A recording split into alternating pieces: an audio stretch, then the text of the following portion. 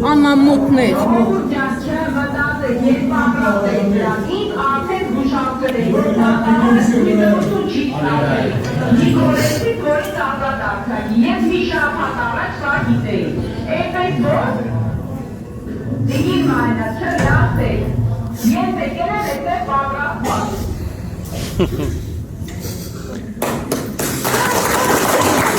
Գաժը մի քիչ հուզվեցի հարգելներս, ասում ես եկել եմ այստեղ պատրաստված, արդեն գիտեմ, գիտի որ պետք է ձերբակալվի, գիտի պետքա նստի, բայց այս մարդը խոսում է, ասում է, պայքարում է այլ երկրի համար։ Խոսացվի, ասացվի, ամեն մեկը մի հատ էջ կունենա, Instagram կունենա, Facebook-ը, ամեն մեկը վերցրեք, մի հատ ինչ-որ նյութ կա, որ գտնում եք, որ դուք այդ նյութը գտնում եք, որ ճիշտ է, վերցրեք այդ նյութը կիսվեք։ Հիմա պատկերացրեք 100,000 մարդ հեն իր բողոքն ասի, 100,000-ին պետքա բերեն նստեցնեն մի ամիս, երկու ամիս հետո, ինչ են անելու այդքանին։ Բայց որ չենք խոսում լուրում ու երկիր են կորցնում, Ժորժ ջան, մենք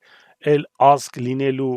իրավունք ունենք, մի ազգ, որը իր երկրի համար չի պայքարում։ Արցախ տվեցին գնաց, Ղարսը տվեցին գնաց, Նախիջևան տվեցին գնաց, Սյունիքը տվեցին գնաց, Սևանը տվեցին գնաց, sense հերթով տալիս գնում են քաղաքականությամբ չենք զբաղվում։ Ձեր կարծիքով Հայաստանում քաղբանտարկյալներ կան։ Լույվ քաղբանտարկյալներ, էլ ուրիշ կա, տելտելներ, տերհայեր, Սամվել Կարապետյան։ Սա Հայաստանը քաղբանտարկյալ է, էլի։ Գյումրիի քաղաքապետ Վարդան Ղուկասյանի որդուն Սպարտակ Ղուկասյանին քննչական կոմիտեից տեղափոխել են դատարան, նրան կալանավորելու միջնորդություն է ներկայացվել։ Վարդան Ղուկասյանի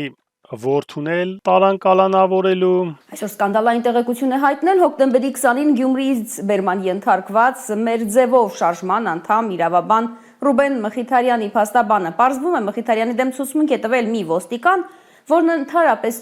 կապ չի ունեցել իրավաբանի ձերբակալության հետ, անգամ չի ճանաչել նրան։ Նանիկ բանը, Миминон дарав. Слушай, говорит, кто он такой, этот потерпевший? Куда он пошел? Я его, говорит, первый раз вижу. Հիմա էս ոստիկանն է։ Նա անգամ Ռուբեն Մխիթարյանին չէր էլ ճանաչում։